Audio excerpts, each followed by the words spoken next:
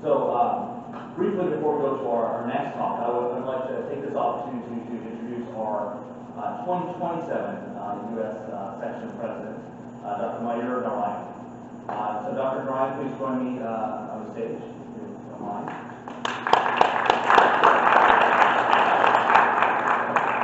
So Dr. Narayan's journey to the ICS began with his induction as a fellow in 2015, and since then he's encompassed numerous leadership roles over the years, including serving the Executive Council, Scientific Organizing Committee, Vice President, and most recently the Treasurer, reflecting on a genuine investment in the college's mission to advance surgical standards and international collaboration.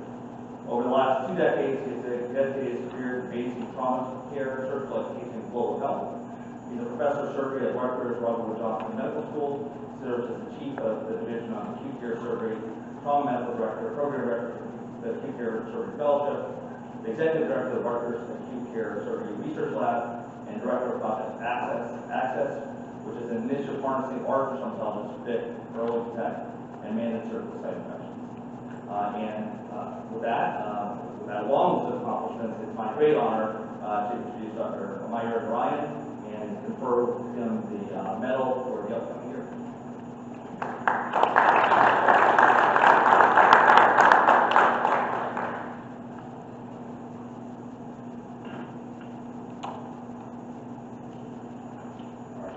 Say a few words. Well, thank you very much, President Nam. I feel with the reception of this gold medallion, I feel like Flavor Flav from one of the rappers back in the day had to have a clock around him. But thank you very much. What a distinct honor. And what an exciting time to host the World Congress next year in Chicago. How many people are planning on attending? Let me just ask again. How many people are planning on attending? That's a much better answer. It truly is an honor to host the World Congress the first time in 60+ years that we will do so. I promise you that all efforts will be made to make sure it's a successful Congress. We're going to follow in the footsteps of Dr. Nam, along with the past, to help with the planning of this. We're hoping to see you all there. So thank you again for this distinct honor. As President-elect, I look forward to working with you this year to make your year successful. We're looking forward to an exciting time for our society. We need your engagement. We need your engagement. And that's, I'm looking at the students, I'm looking at the residents, I'm looking at the fellows, and I'm looking at the practicing surgeons. It's going to be about engagement. It's going to be about participation. So that's the charge that I have for us. Thank you so very much for this distinct honor. Let's have a great meeting. Thank you.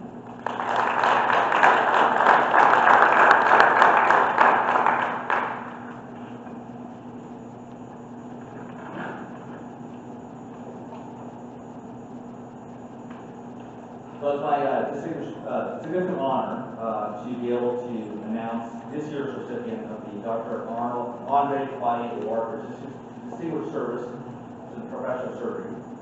For those of you who may not know, Dr. Al-Refaie was the founding member of the college, the first president of the U.S. section in 1937, and the second ICS World President in 1938. Dr. Refaie's abundant contributions to professional surgery and growth, success, and prosperity of our United States section are without question. He will be served as an admirable example for years to come to all those who are selected to receive this award. And with that, this year's recipient of the Dr. Al-Refaie Award for Distinguished Service to Professional Surgery is Professor Waddah Al-Refaie. Dr. Al-Refaie is the Chair of Surgery at Creighton University School of Medicine here in Omaha. And with that, Dr. Al-Refaie, I'm very excited to hear your talk.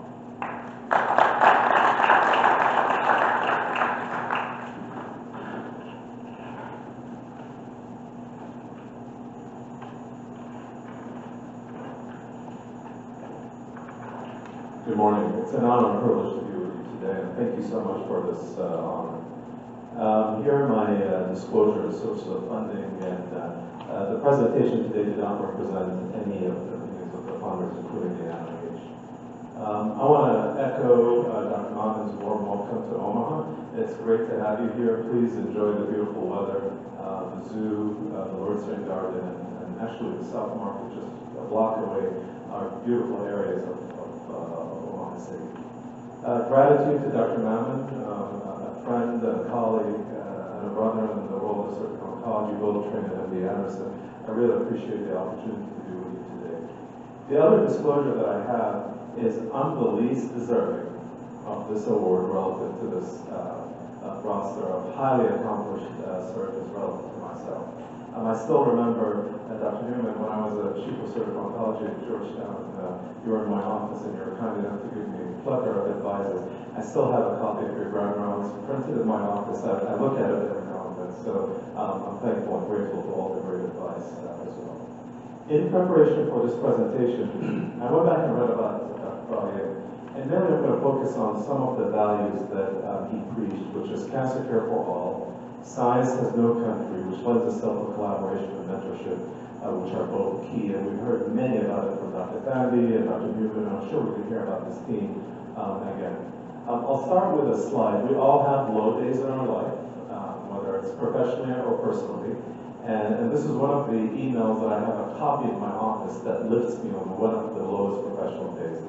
And this is an email that I received from one of our coordinator on her last day before she retired, and the print is perhaps small, and I'm going to read some vignettes that she said, my father died from lung cancer when she was a 35-year-old, and her engagement in the protocols of the trials that we're involved in gave her hope to push forward on and on and on. And close by, I will always remember this opportunity and thank you for that. I think we're all shaped by our upbringing, and similar to Dr. Thandi as well. I'm a native of Kuwait, a beautiful country in the Middle East, which regrettably now is currently under active bombardment. So I was checking out on my mother. This brings me to an interesting memory. In the early 90s, when Kuwait was invaded, my late father told his son, at times of crisis, you want to make sure that you have dates, because it's rich in carbon energy, you have some money, and gas for the car. So I called my mother last week when the conflict erupted, and I mentioned that to her. She said, remember, you forgot something very important. Prayers before dates, cash, and gas. So amen to that experience. Following my upbringing, I went to medical school to Dublin, Ireland. I share that with Dr. Thandi, a beautiful country, full of friendly people as well. And I think with the many lessons learned there was emphasis on clinical medicine. I call it not CT scan medicine, which emphasis on a robust history and physical exam and labs that are tailored to that. And a profound impact of the large community that we remain friends and stay in touch with that. After that, I returned to Kuwait to do an internship and practice at Al-Refaie Hospital. It was great to be reunited with my family as well. Again, more emphasis on clinical medicine. Then I was introduced to the chair of surgery, Dr. Al-Refaie, who was the dean of School of Medicine, who I'm thankful and grateful for, who introduced me to Dr. Musa at UC San Diego. And then the journey began in the U.S. in 1999. At the University of California in San Diego, which in my opinion is the quintessential powerhouse of surgery. The late Dr. Musa, Dr. David Hood was the chief of trauma at that time. David Easter was the program director who retired, and late Dr. Orloff. The training at best was rigorous, is the word I can describe for that era, if you will. It was so rigorous when I was interviewing for a surgical oncology fellowship in New York. Dr. Mayur Narayan said, I feel sorry for you to have trained with them as well. And I asked why, Dr. Brown. He said, how did you survive that era, if you will? And I said, kept my head down, worked hard, and that's all we can do at that time. Dr. Musa had a tremendous impact. Truly, he was a surgeon's surgeon. He had his 10 rules. He never tells you what are the 10 rules. He'll change them all the time. But you have to memorize them, if you will. So I have to memorize. I keep changing them. I have a copy of them still in my office. However, he trained and hired many international surgeons and believed in the mission of international surgery and truly instilled in his mentees pride in clinical excellence. And I still remember when he constantly says, if your mentees do not outshine you, you failed. And that's the mantra that I continue to carry on moving forward. And I'm incredibly honored that myself and Dr. Brian Clary and many others have contributed to the American College of Surgeons A.R. Musa Teaching Scholarship, because it's quite emblematic of what he believes in, which is international surgery and education.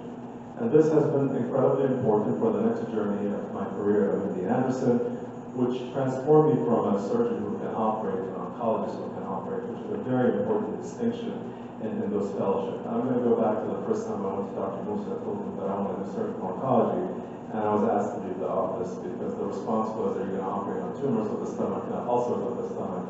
So I had to think about it, to come back, and I said I'm going to do both, and then he allowed me to apply for fellowship. And that was the era at that time, before you apply for fellowship. Dr. Pollack was the chair and was profoundly impactful on my career. I still remember a comment I made during an interview, which I recommend that people don't use. When he asked me regarding long-term plans, I said, Dr. Pollack, I do not want to be a chair, and I don't want to do basic science. And obviously he's a chair, and he's a surgeon scientist in basic science. And I think there's a better way to say that than how I said it. I think it was not a healthy way or a helpful way. However, the response was, that's okay. We're not here to produce chairs, we're here to produce surgical oncologists who can help advance the cancer care.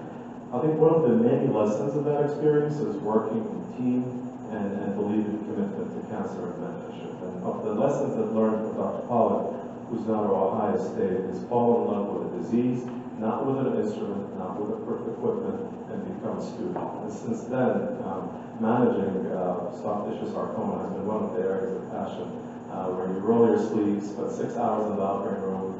I find it to be a therapy session, especially now as a chair. That's the best place to go and hide when you're having a busy week. And this has been the prelude to a wonderful 6 years at the University of Minnesota. I was hired by Dr. Rothenberger and embraced by Dr. Solomon Vickers, and also recruited by Todd Tuttle. And the collaboration between the School of Medicine and Public Health was fantastic. I would say it was a strong foundation by great people, was exposed to robust training and health outcomes and services research, which truly was my passion, and was able to present the first paper on the ASA, or the American Surgical, and that's the time when I would say I married up during my time in Minneapolis. In the spirit of mentorship, I went back to emails that I used to receive from various mentors, and I thought I shared 3 emails from Dr. Musa from 2011. The first one to the left was when my first abstract accepted the American Surgical. Congratulations, this is a major coup. I'm very proud of you. And he had a nice way of sending you those random, unexpected emails, himself and Pollack and Dr. Hoyt as well.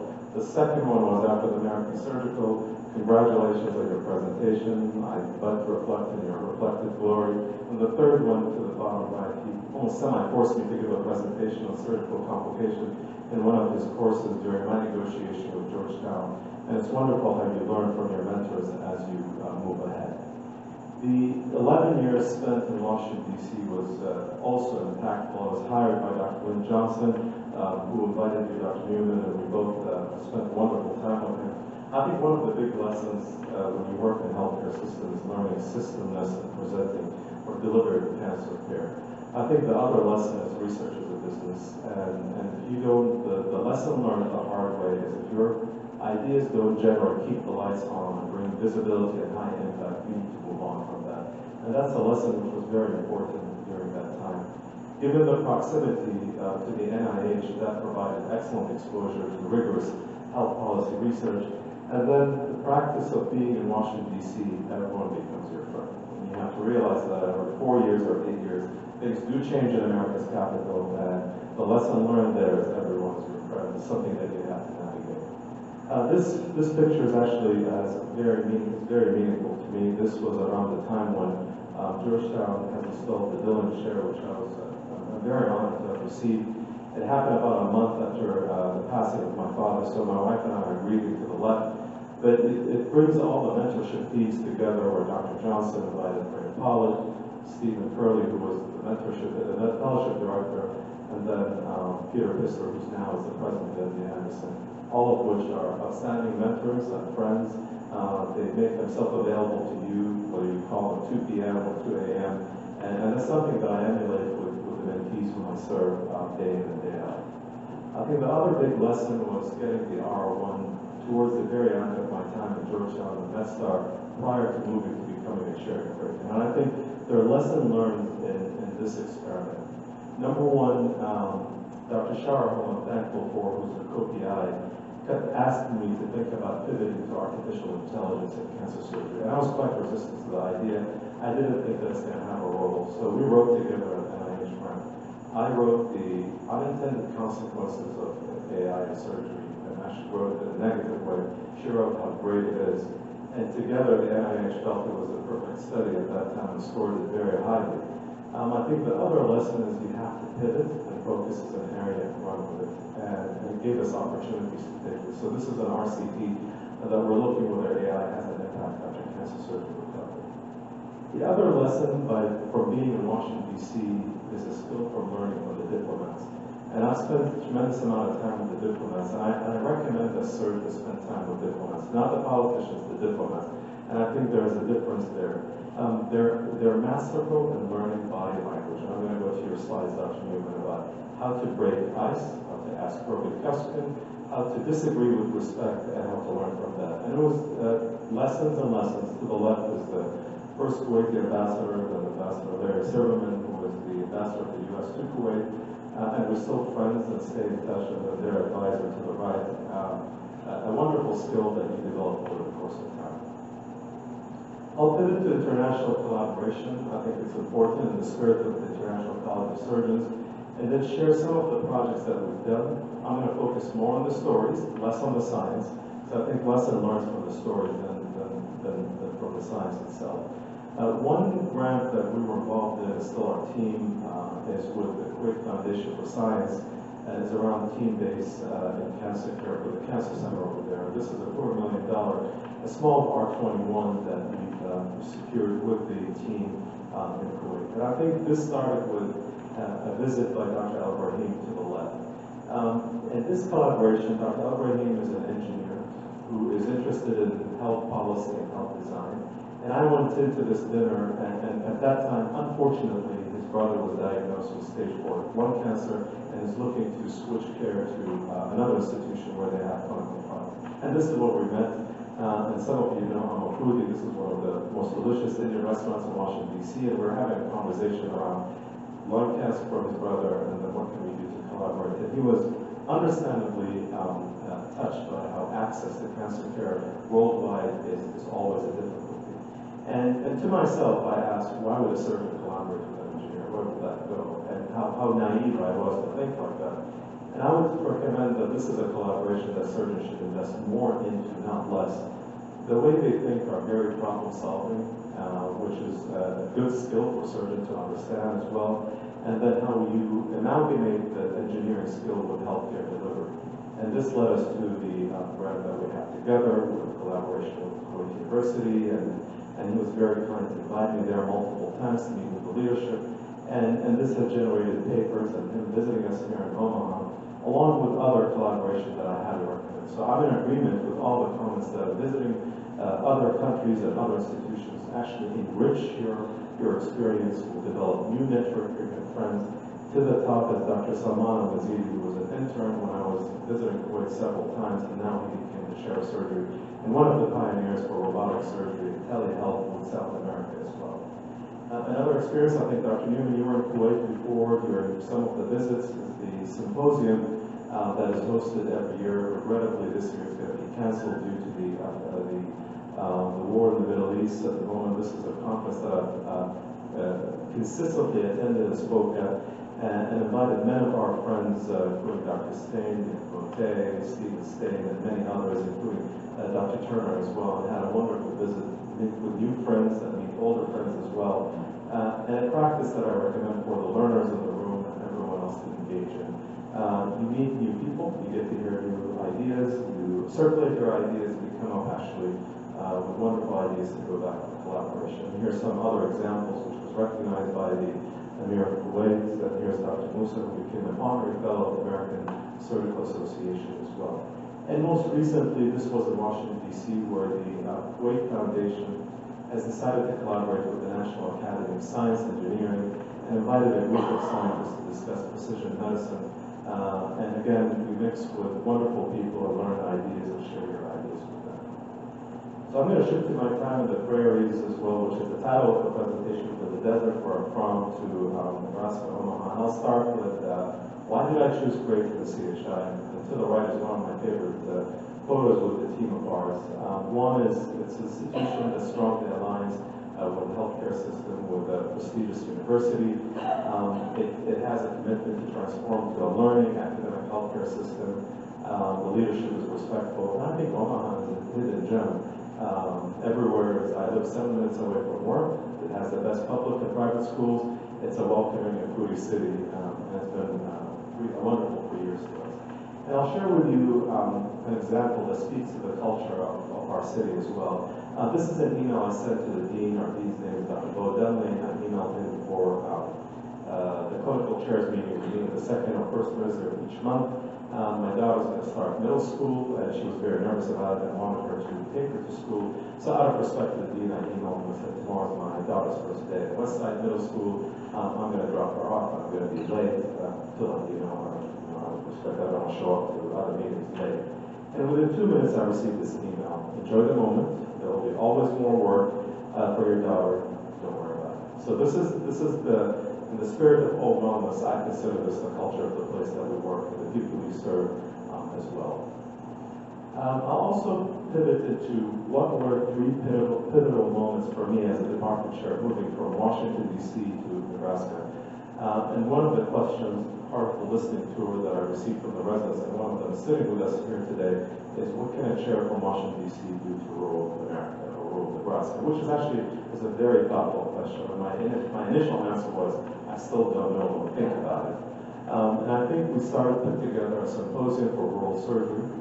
And during one of the speakers was Dr. Sandra Wong, who's now the dean at Emory. Prior to that, she was the chair of surgery at Dartmouth. And while I was sitting, taking it all, and Sandra, elbowed me and said, you're sitting on a gold mine here. And I said, what do you mean?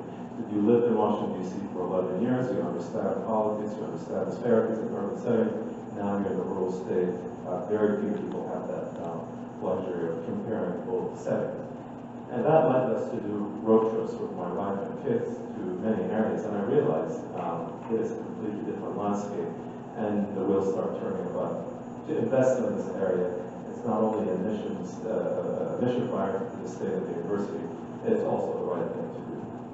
And in my opinion, there are 5 transformative levers for rural surgery. One is a collaborative partnership approach to care access and quality.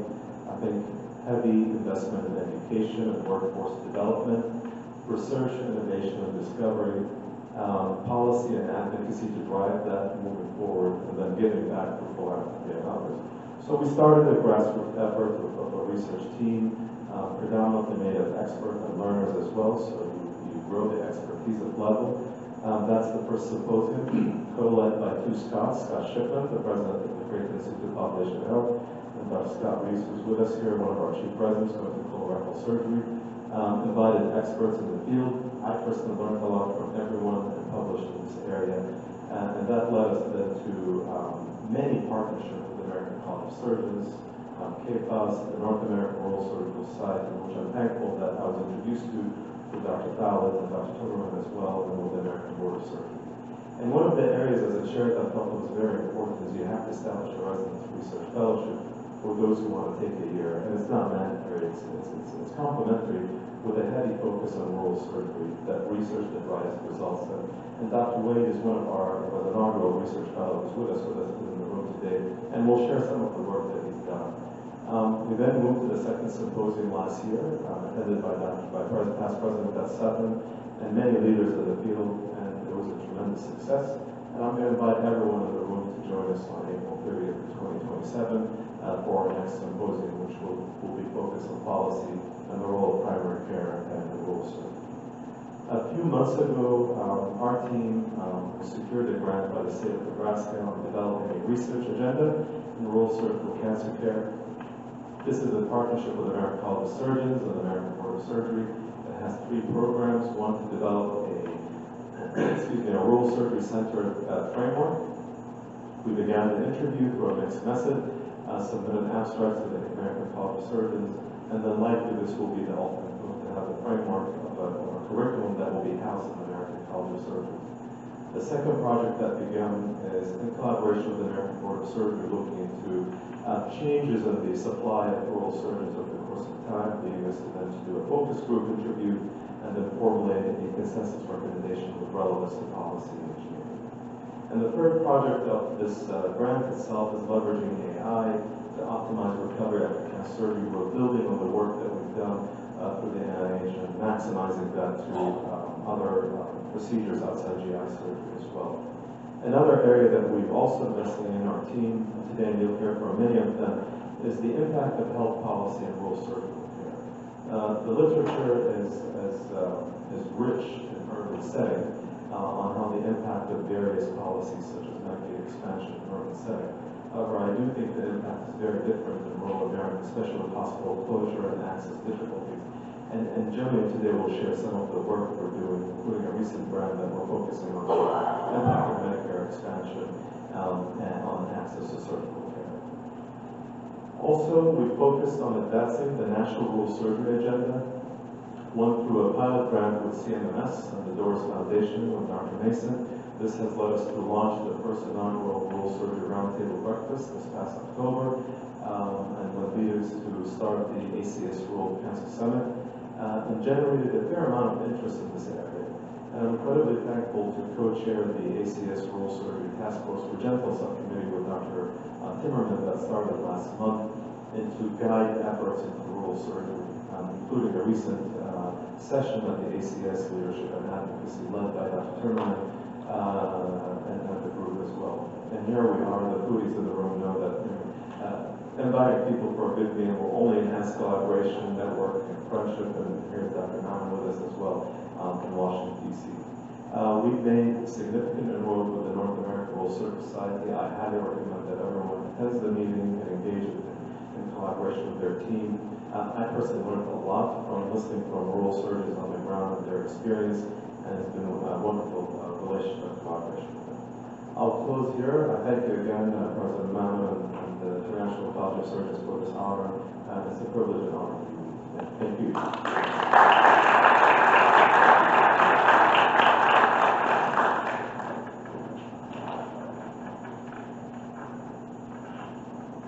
First up, Dr. Al-Refaie, I want to thank you very much for that address. It was everything that we expected, which is really tying the two aspects of care together, global surgery as well as rural surgery. It's a really remarkable story and all the work that we've done.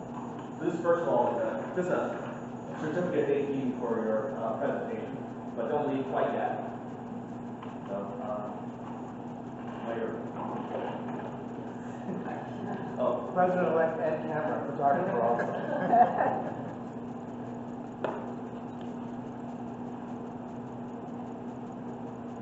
great. All right, so before you go down, so in light of your accomplishments as a surgeon, scientist, educator, and leader, the U.S. section has recommended you for honorary fellowship to the ICS World Body. And Dr. Thumpy, as ICS World President, will officially confer his honorary fellowship line.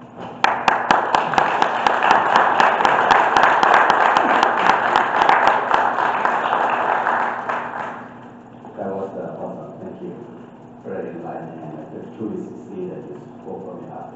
Thank you. And by the power vested in me as the ICS World President, I officially confer upon you, Professor Waddah Al-Refaie, the title of Honorary Fellow. As a distinguished citizen of international review, your outstanding record has been evaluated by the Honors Committee of the International Peering Body, the International Executive Council, all of whom voted in favor of and found you worthy of this high honor. Congratulations.